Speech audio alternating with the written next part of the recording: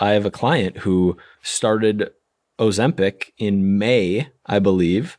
Someone who struggled with food for many years and struggled with his weight, and his weight has crept up very slowly, but over the years has, he was overweight and has continued to gain more weight. Since he got on, he's lost 30 pounds. Wow. Is feeling really good. The way that he describes how he's feeling is basically exactly how Spencer outlined it on the podcast that you guys did. And his main thing is, like, the number one thing he says is, I just don't feel as tempted. I don't think about food all of the time.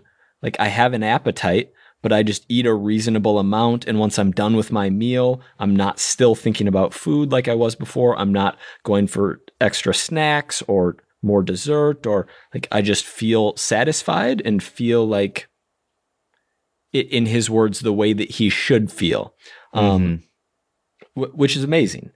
And, but it's funny because he said he's gotten some negative feedback from various people. And I asked, are these people in your life or people like that you're just seeing online? And he said, yeah, kind of both. There are definitely some people in my life who are like, use the word cheating, or are like very skeptical and like, negative and have a high degree of cynicism around it. Which is hilarious because what are you cheating at?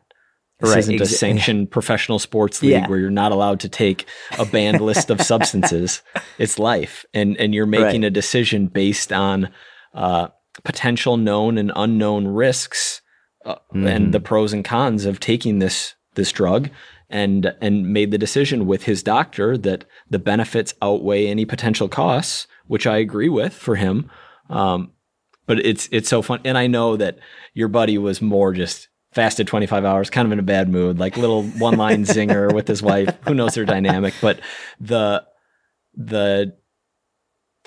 people's reaction to it is very interesting. People's reaction to seeing other people on these drugs is interesting. There's a lot of hate. And I would say the majority of it is hate.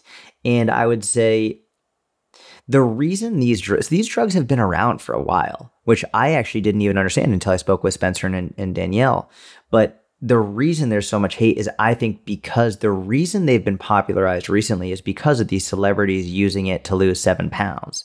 And unfortunately, the hate that is warranted in that scenario is not warranted for people who actually need it. The people who are diabetic, pre-diabetic, severely overweight, the health risks from maintaining that high level of body fat are far, far worse than what we're seeing from actually taking the drug.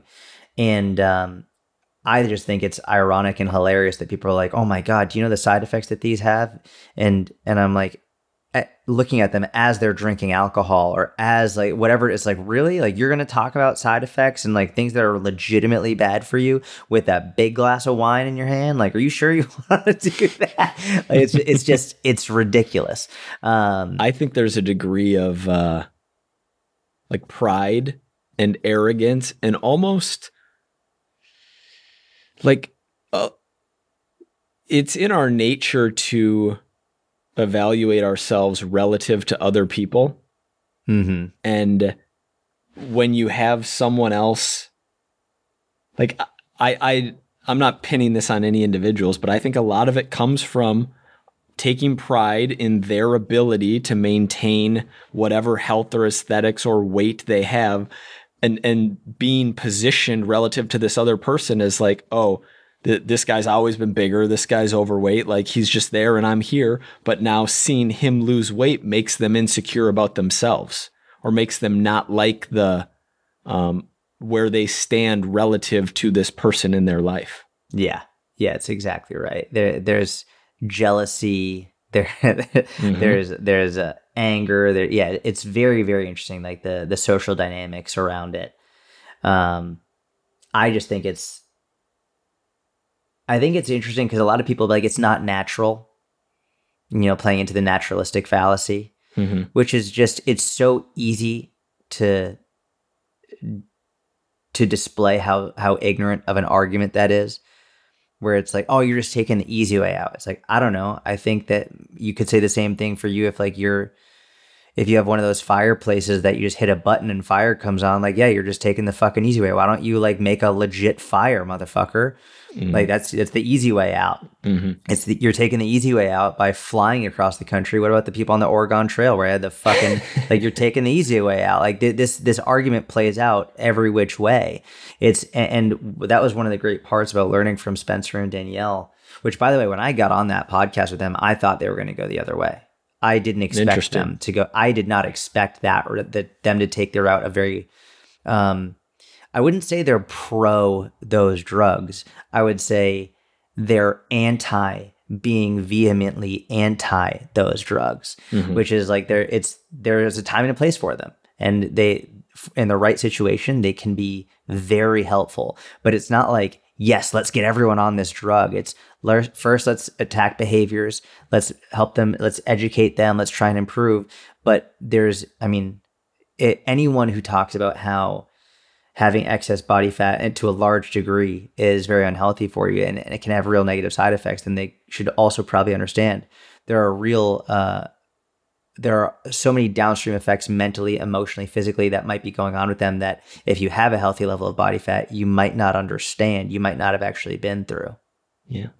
And it's like, do you think that a lot of these people, if not every single one, haven't tried for years, if not decades, to make the kind of progress and lose the weight and become healthier without using these drugs?